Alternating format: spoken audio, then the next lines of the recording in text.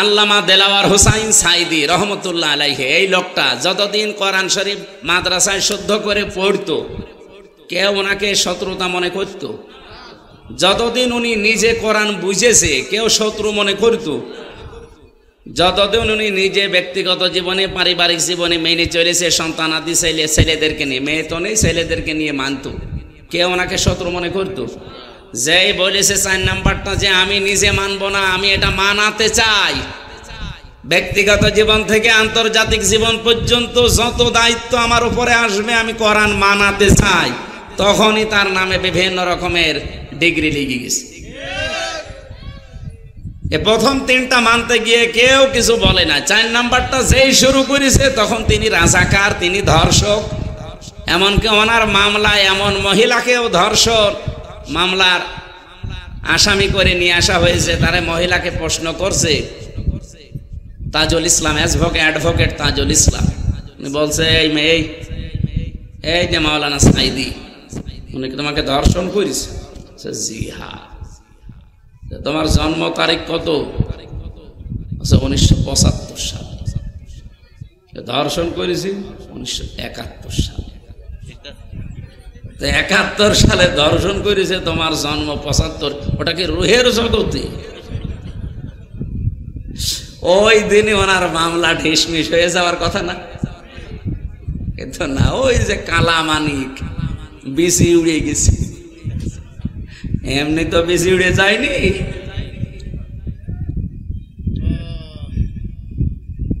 লোকটা আমার মনে হয় যদি বেঁচে থাকতো আর আজকে যদি মাগুরায় আসতো, এই কয়জন মানুষ হইতো না?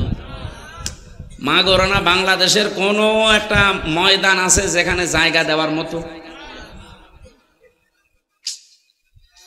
জালেমরা এমন একটা কাজ করে দিল। আর আমার একদিন দেখা হয়েছিল জেলখানা, আমিও তো 3 বছর ছিলাম, উনি ছিল 13 বছর। একদিন হালকা 10 মিনিটের জন্য দেখেছিলাম, তারপরে আর পাইনি। পরের দিন শুনলাম যে উনি মারা গেছে। মারা গেছে না, ওনাকে মেরে ফেলা হয়েছে। আমরা যাচ্ছি এই 54 বছরে, শুধু 15.5 বছর না, 54 বছরে যত অবৈধ হত্যা হয়েছে বিভিন্ন কায়দায়, বিচারের নামে আর বিচারের বাইরে, সব হত্যার বিচার করা লাগবে। তাহলে আগামীতে কেউ আর এরকম উল্টা পাল্টা হত্যা করতে পারবে না। কি আরম্ভ হয়েছে দেশে আপনি দেখতে পাচ্ছেন, মানুষকে পাথর দিয়ে পিটিয়ে মেরে ফেলছে। গতকালকেও একজনকে পিটিয়ে মেরে ফেলেছে লাঠি দিয়ে। আমি একটা হাদিস পড়ছিলাম না প্রথমে, কি শুনেছেন? আরবিতে বললাম, কি কিছু বুঝেছেন আপনারা? হাদিসের বাংলা বলছি এবার। বিশ্ব নবীর কাছে হযরত আবু হুরায়রা থেকে বর্ণিত, নবীজির কাছে একটা লোক, এইদিকে তাকান, একজন লোক এসে বলে, ইয়া রাসূলুল্লাহ আরাআইতা ইন জা রাজুলুন ইউরিদু আখযা মালি, হে আল্লাহর রাসূল, যদি কেউ আমার সম্পদ ছিনিয়ে নিতে আসে, চাঁদাবাজি করতে আসে, আমি কি করব? আমি মনে হয় এই হাদিস এখন বানালাম নাকি, 1500 বছর আগে, মুসলিম শরীফের 257 নম্বর হাদিস। বাড়িতে যে আরবি বাংলা যে কোনো ভাষায় মিলিয়ে নেন। নবীজি বললেন, ফালা তুতিহি মালাকা, তুমি তোমার সম্পদ এই চাঁদাবাজকে দেবে না। কে বলছেন বলেন তো? বিশ্ব নবী। নবীজিকে আগে বললাম না কোনো কথা তিনি মন মতো বলতেন না, আল্লাহ যা বলতে বলছেন উনি তাই বলতেন। বিশ্ব নবী বললেন, না, তুমি তোমার মাল ওই চাঁদাবাজকে যে ছিনিয়ে নিতে আসে, জোর করে নিতে আসে, তাকে দেবে না।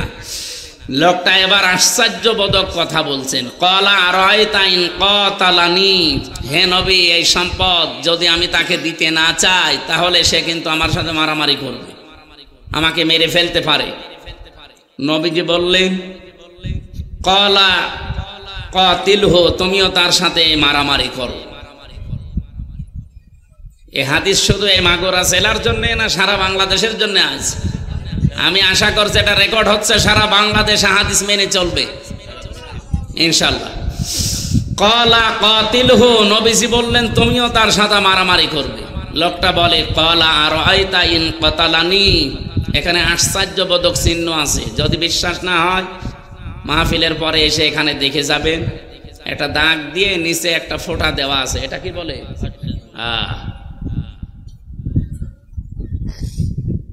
লোকটা বলে, ইয়া রাসূলুল্লাহ, কি বলেন আপনি? আমিও তার সাথে মারামারি করব, হাতাহাতি করব, যদি সে আমাকে মেরে ফেলে।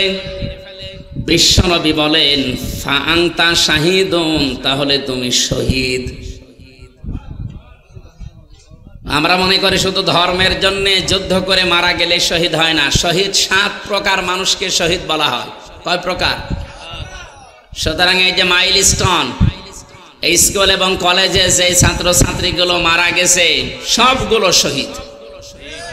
আগুনে পুড়ে মরলেও শহীদ হয়, তারা সব আগুনে পুড়ে মারা যায়নি। যদি ঈমান থাকে আল্লাহ তাদেরকে শাহাদাতের মর্যাদা নসিব করেন, বলেন আমিন। এবার শেষ কথা বলছি। লোকটা বলে, ইয়া রাসূলুল্লাহ,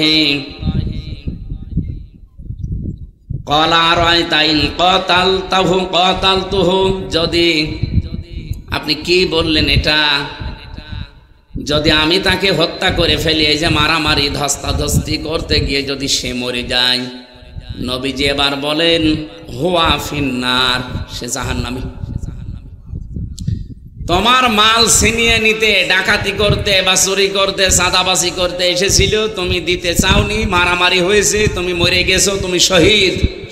আর যদি তুমি তাকে মেরে ফেলো তাহলে সে জাহান্নামী। এই হাদিসটা আজ বাংলাদেশে আমার মনে হয় যদি কার্যকারী থাকতো, 92% আমার নবীজির উম্মত চাঁদাবাজি হওয়ার কথা। বলেন আমার ভাইরা, আমি যে শব্দ থেকে পর্যন্ত এসেছিলাম, আল্লামা সাঈদী শুধু নয়, এই পৃথিবীতে ইমাম আবু হানিফা রহমতুল্লাহ আলাইহি, ইমাম আহমদ বিন হাম্বল রহমতুল্লাহ আলাইহি, যত বড় বড় আলেমদের জীবনী আমি পড়ে দেখেছি, যতদিন তারা কোরআন শুদ্ধ করে পড়েছে, শুদ্ধ করে পড়ার পরে বুঝেছে, ব্যক্তিগত জীবন পারিবারিক জীবনে মেনেছে, কেউ শত্রুতা করেনি তাদের সাথে। যখনই বলেছে না আমি এটা মানাতে চাই, ব্যক্তি থেকে শুরু করে আন্তর্জাতিক জীবন পর্যন্ত আমি যেমন মানতে চাই, মানাতেও চাই, তখনই তাদের জেল হয়েছিল। কারো 8 বছর, কাউকে রিমান্ডে নিয়ে এমন বেঁধে রেখেছিল যে হাত ডিসকানেক্ট হয়ে গেছে।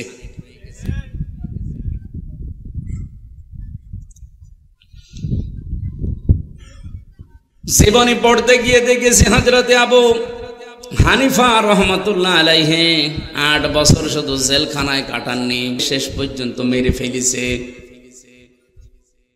বাংলার মুসলমানেরা শুধু কোরআন শরীফ শুদ্ধ করে পড়ে যদি মনে করেন আমার হক আদায় হয়ে গেছে, কে বলেছে আপনাকে? আপনি কি আমার সাথে বেশি বোঝেন? আমি নিজে ব্যাখ্যা করেছি, পড়েছি, বুঝেছি, এরপরে বলছি। শুদ্ধ করে পড়লেই হক আদায় হয় না, এটা বুঝতে হয়। শুধু বুঝলেই হয় না, মানতে হয়। শুধু মানলেই হয় না, মানাতে হয়। এই 4টা শর্ত মেনে যারা কোরআন পড়ে আর কোরআনকে যারা বিজয়ী করার জন্য চেষ্টা করে, ব্যক্তিগত জীবন থেকে একেবারে আন্তর্জাতিক জীবন পর্যন্ত কোরআন থাকবে বিজয়ী। কি থাকবে? বলেন বলেন। এই 54 বছরে কোরআন বিজয়ী আছে? নেই। ফাস্তাসাহারাহু এ শব্দের অর্থ আমি বিজয় করলাম কেন? কারণ এর পরে যে 2টা শব্দ আছে দেখেন, ফাহাল্লা হালালাহু, এরকম আছে। ফাহাল্লা হালালাহু ওয়া হারামা হারামাহু।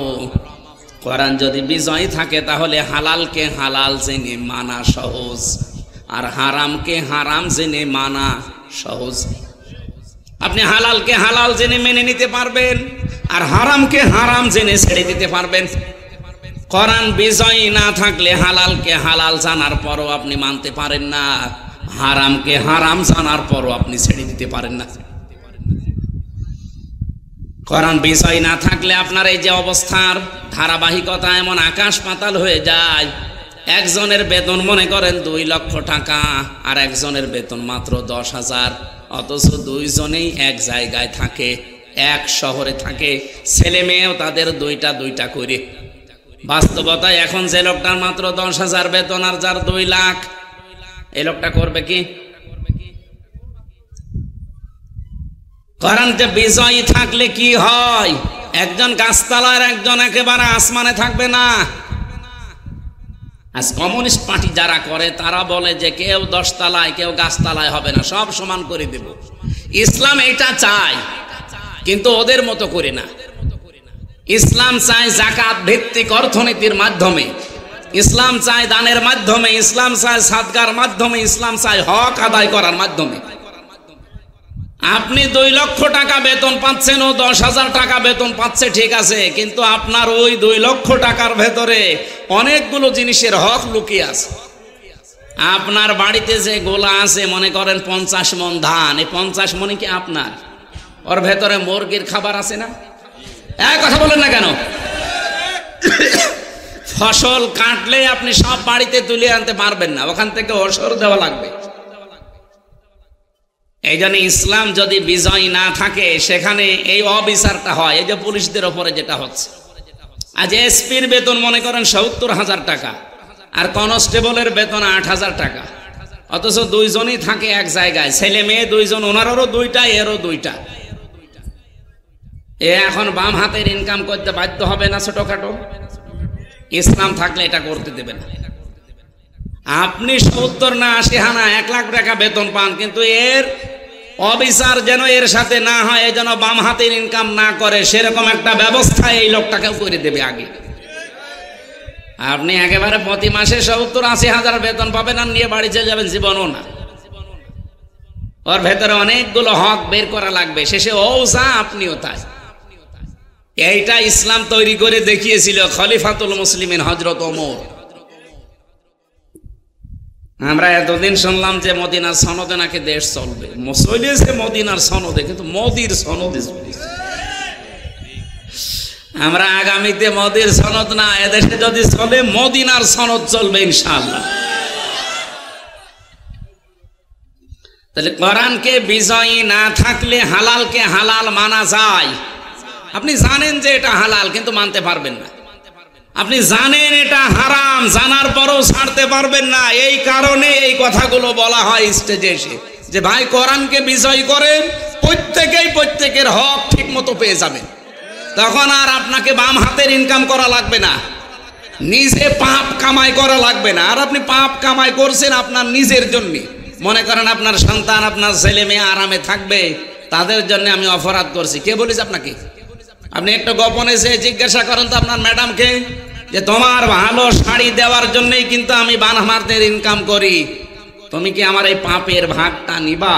বলবে কিসের কি, বিয়ে করেছো, কি দিবা কি না দিবা ওটা তোমার ব্যাপার। দুনিয়ায় যদি এ কথা বলে, ও মরে গেলে তো আপনার পরিচয় দেবে না।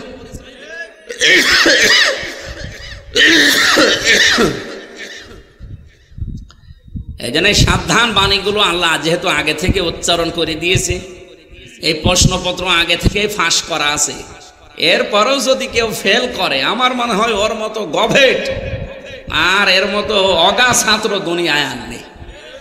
আমরা এরকম গভেট হব, অপদার্থ। সচেতন হবার চেষ্টা করছি। কোরআনে কারিমকে সত্যি যদি আমরা এই 4টা শর্ত মেনে পড়ে বিজয়ী করার চেষ্টায় থাকি, আর যদি আল্লাহ দয়া করে দেশে কোরআনকে বিজয়ী একবার করে দেয়, আপনি দেখবেন হালালকে হালাল জানার পরে মানতে পারবেন, হারামকে হারাম জানার পরে ছেড়ে দিতে পারবেন। কি হবে শেষে? নবীজি বলেন, আদখালাহুল্লাহুল জান্নাহ, আল্লাহ তাকে জান্নাতে দিয়ে দিয়েছে। না জান্নাতে দেবে, দিয়েছে। আদখালা এটা মাজি, এটা মাজি অতীতের শব্দ। নবীজি মোজারে দেননি যে বর্তমান ভবিষ্যৎ। এখন আমার প্রশ্ন, আমরা তো এখনো মারা যাইনি, জান্নাতে চলে গেলাম কি করে? হাদিসের ব্যাখ্যা হচ্ছে এটা, সত্যিই যদি আপনি কোরআন শুদ্ধ করেন, এই যে 4টা শর্ত মেনে পড়তে পারেন, মান করাল কোরআনা ফাস্তাজাহারাহু, আর কোরআনকে বিজয় করার চেষ্টায় থাকেন। আর আমার তো মনে হয় 92% মুসলমানের এই দেশে, অন্য 8% মানুষ যদি নাও চেষ্টা করে, আমরা 92% মানুষ চেষ্টা করলে ইসলামে দেশে কায়েম হয়ে যাওয়ার কথা, কোরআনে কারিম বিজয়ী হয়ে যাওয়ার কথা। যদি কোরআন বিজয়ী হয়ে যায় তাহলে আপনি হালালকে হালাল জেনে মানতে পারছেন, আর হারামকে হারাম জানার পরে ছেড়ে দিতে পারছেন। নবীজি বলেন এরকম একটা ব্যক্তি, পরিবার, সমাজ আর রাষ্ট্র যদি গঠন হয়ে যায়, মানুষ যেন বিশ্বাস করে যে আমি জান্নাতে আছি। যে সমাজে আপনি যাকাত ভিত্তিক অর্থনীতি দেখতে পাবেন, তখন চুরি থাকবে না, ডাকাতি থাকবে না, চাঁদাবাজি থাকবে না, মানুষ অভাবের তাড়নায় মানুষের ঘরের শীত কাটবে না। আমাদের মতো রক্ত মাংসে গড়া মানুষ ছিল হযরতে খলিফাতুল মুসলিমিন, পঞ্চম খলিফা বলা হয় ইসলামের, ওমর ইবনে আব্দুল আজিজ রহমতুল্লাহ আলাইহি। ওনার জামানায় একটা লোক বস্তার ভেতরে জাকাতের পয়সা নিয়ে ঘুরতেছিলেন এলাকায়। জাকাত কে নেবে, জাকাত কে নেবে। 7টা দিন একাধারে ঘুরেছেন, একটা লোক পাননি যে বলবে যে জাকাত আমার দরকার। কেন, ওই দেশে কি গরিব মানুষ ছিল না? 7 দিন একাধারে ঘুরতেছে, বিশাল এরিয়া। সৌদি আরব কিন্তু বাংলাদেশের মতো এতটুকু দেশ না। এই দেশের 14টা দেশ জোড়া দিলে যত বড় হবে বাংলাদেশ, সৌদি আরব একাই অত বড়। আমি পুরাটা ঘুরেছি, এত বড় বিশাল দেশ। 7 দিন ঘুরতেছে, একটা লোক পাইনি। ক্লান্ত শ্রান্ত হয়ে গাছের নিচে বসে একটু বিশ্রাম নিচ্ছে, খেজুর গাছের নিচে। দেখে একটা লোক, চিন্তা করছে এই লোকটা তো খেজুর গাছের নিচে পরিশ্রান্ত হয়ে পড়ে আছে, মনে হয় গরিব মানুষ হবে।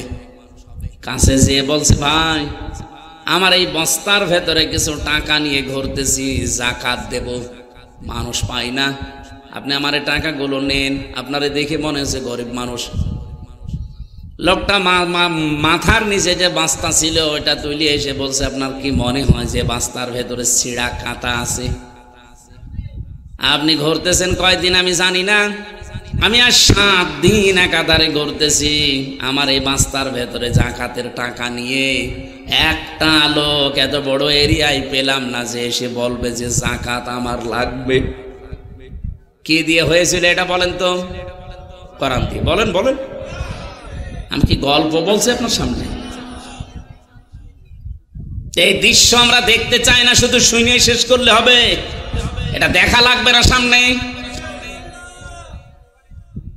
ফাত্তাবিউস সিয়াদাল আ'নাক, নবীজি বলেন তোমাদের ওই জামানায়, যে জামানায় তোমরা বাস করবে, ওই জামানায় যারা ইসলামকে পূর্ণাঙ্গভাবে মানার জন্য সর্বোচ্চভাবে চেষ্টা করবে, যাদের দ্বারা তোমরা দেখবে যে এরা ইসলামকে সত্যি জায়গা মতো নিয়ে যেতে পারবে, তোমার দায়িত্ব হচ্ছে তাদেরকে সমর্থন করা। এই হাদিসটা আমার মনে হয় এখন বলার পরে সবাই বুঝেছেন, আমি কিন্তু বানাইনি।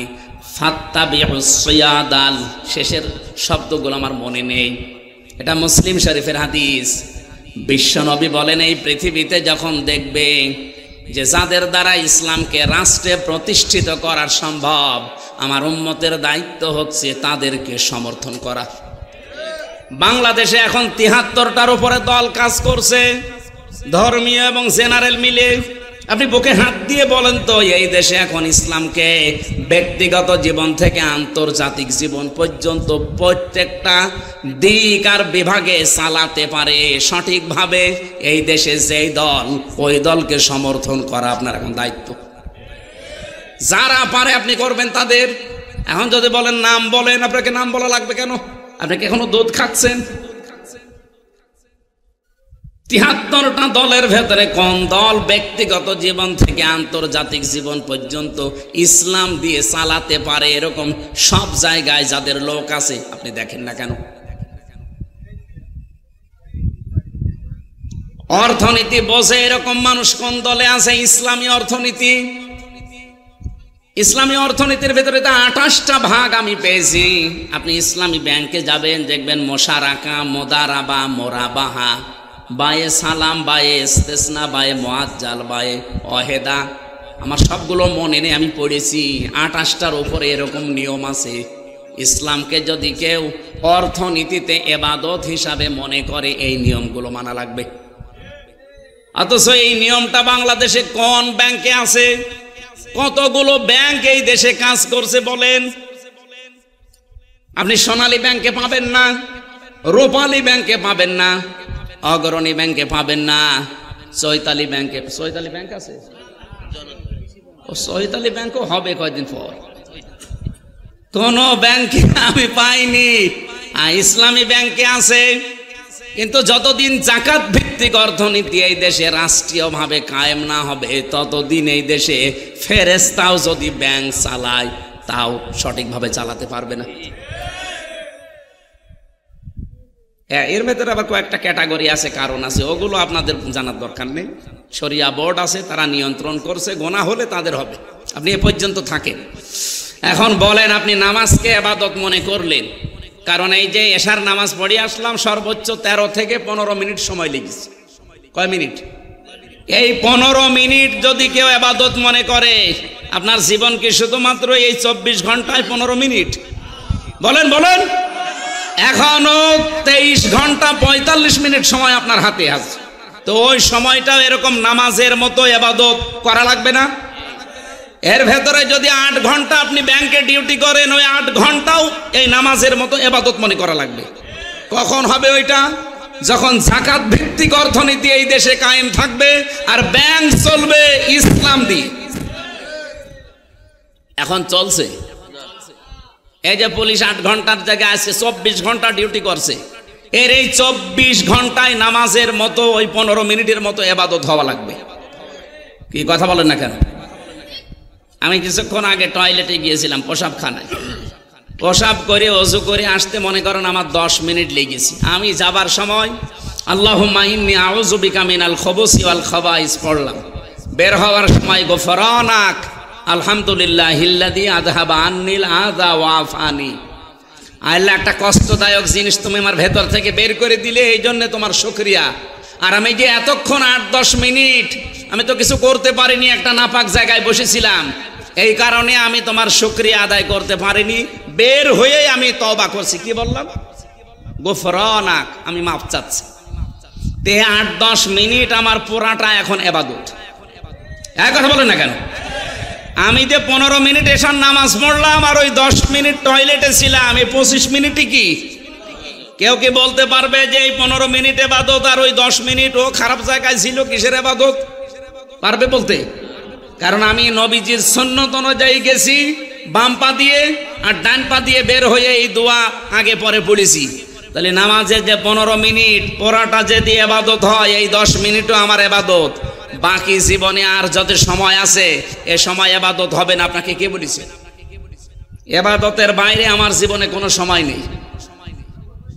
কথা বুঝতেছেন? কেউ যদি স্ত্রীকে শাসন করার জন্য 4 কারণে মারে, ওই 4 কারণে মারাও ইবাদত। মাগুরা জেলায় তো বউ পেটানোর অভ্যাস নেই নাকি?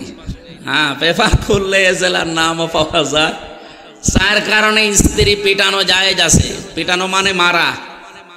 1 নম্বরে যদি ফরজ নামাজ না পড়ে, 2 নম্বরে যদি ফরজ রোজা না রাখে, 3 নম্বরে যদি ফরজ পর্দা যেটা এটা না করে, 4 নম্বরে স্বামীর জায়েজ হুকুম যদি না মানে। কিন্তু 4 জায়গায় মারা হারাম। এই মাথায় মারা যাবে না, মুখে মারা যাবে না, বুকে মারা যাবে না, আর পিঠে মারা যাবে না। এ মাথা থেকে শুরু করে পা পর্যন্ত লাঠি হবে কোদালের আষাঢ়ি, 1 বিঘত পরিমাণে, তাও আবার নিজের হাত দিয়ে ধরা লাগবে। অনেকে বলে পিলাস দিয়ে ধরে বড় করে নেব।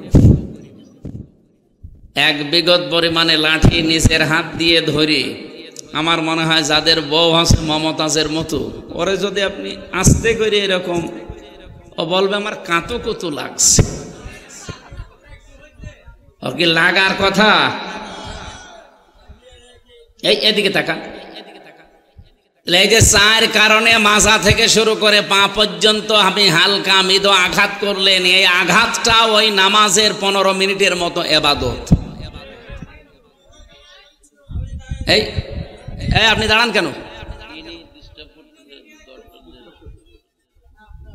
আর একবারও দাঁড়াবেন না। সে যায় শেষ হোক, আর দাঁড়াবেন না। আমার ভাইরা, আমার যে নির্ধারিত একটা আয়াত পড়েছিলাম, একটা গুরুত্বপূর্ণ মেসেজ আজকে 9টা পয়েন্টের উপরে আমি দিতে চাই। আগে এই হাদিসটার ব্যাখ্যাটা শেষ করে নেই। তাহলে নবীজি যখন বললেন যে তারা যেন জান্নাতে চলেই গেছে, এই কারণে বলেছিলেন, কারণ যেখানে হালালকে হালাল জেনে মানা যায়, হারামকে হারাম জেনে ছেড়ে দেওয়া যায়, ওটা আর দুনিয়া থাকে না, ওটা মিনি জান্নাত হয়ে যায়। মনে হবে যে আমি জান্নাতে আছি। এতটুকু পর্যন্ত শেষ না, এর পরে আরো কথা। আশফাহু ফি আশারাতিম মিন আহলি বাইতিহি কুল্লুহুম ক্বাদ ওয়াজাবাত লাহুন নার। আল্লাহ পাক বলেন, নবীজি বলেন, আল্লাহ তাকে এমন 10 জনের ব্যাপারে সুপারিশ করার অনুমতি দেবে যাদের জন্য জাহান্নামে যাওয়া ওয়াজিব হয়ে গিয়েছিল। এমন মানুষকে সে সুপারিশ করে শুধুমাত্র কোরআনের এই বিধানগুলো মানার কারণে আল্লাহ তাকে জান্নাতে নেওয়ার সুযোগ করে দেবেন।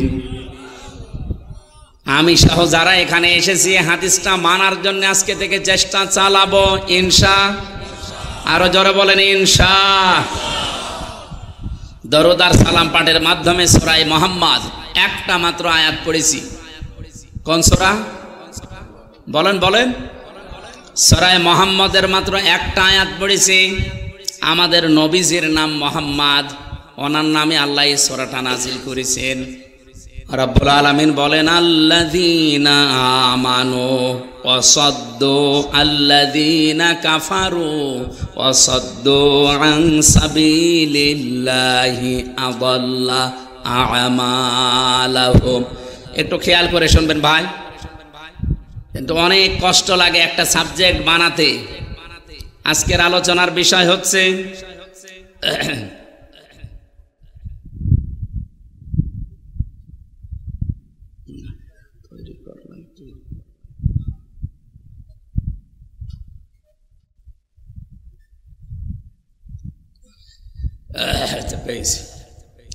ইসলাম বিরোধী সমাজে, ইসলাম বিরোধী সমাজে কি কি কাজ হয় সেই কাজগুলো আমরা দেখব। আমাদের তো আর ইসলাম বিরোধী সমাজ আমরা মনে করি না, কিন্তু হচ্ছে এরকম কিছু কাজ।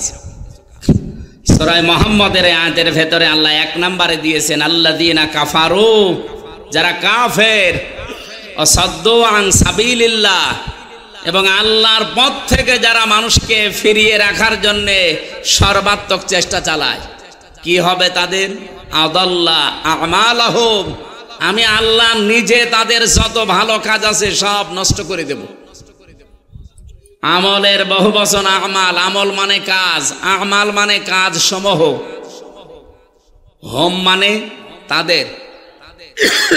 আদাল্লা ইউদিল্লু বাবে ইফাল, এটা যদি দল্লা শব্দ হতো, দল্লা ইয়াদিল্লু, তাহলে বাংলা অর্থ দাঁড়াতো আপনি নিজেই নিজের কাজ নষ্ট করে ফেলেছেন, নিজেই নিজের আমল আপনি ব্যর্থ করে দিয়েছেন। কিন্তু আদাল্লা বাবে ইফাল থেকে আসার কারণে বাংলা অর্থ দাঁড়াচ্ছে আল্লাহ নিজে দায়িত্ব নিয়ে আপনার যত ভালো কাজ ছিল সবগুলো নষ্ট করে অলরেডি দিয়েছে। বলেন নাউজুবিল্লাহ। বলেন তো আমাদের ভালো কাজ মন্দ কাজের সওয়াব বা দুনিয়াতে আখেরাতে যে শাস্তি দেওয়ার একচ্ছত্র মালিককে? ওয়াল্লাযীনা কাযযাবু বিআয়াতিনা ওয়া লিকাইল আখিরাতি ফাহাবিতাত আমালুহুম হাল ইয়াজসাউনা ইল্লা মা কানু ইয়ামালুন। সূরা আরাফের 147 নম্বর আয়াতে আল্লাহ জানিয়েছেন, যারা আমার আয়াতকে যারা মিথ্যা মনে করে, আমার সাথে সাক্ষাৎ হবে এটা যারা বিশ্বাস করে না, হাবিতাত আমালুহুম, তাদের জীবনের যত আমল, ভালো কাজ মন্দ কাজ, সব ভালো কাজগুলো আমি আল্লাহ নষ্ট করে দেই। হাল ইয়াজসাউনা ইল্লা মা কানু ইয়ামালুন, আমি যদি কারো আমলের পুরস্কার না দেই তে কে আছে তোমাদের আমলের পুরস্কার দেবে? আর যাদের উপরে ভরসা করে বসে আছো তাদেরই আমলের পুরস্কার কে দেবে? ও মাগুরাবাসী, এবার আমি একটা একটা করে পয়েন্টগুলো বলছি।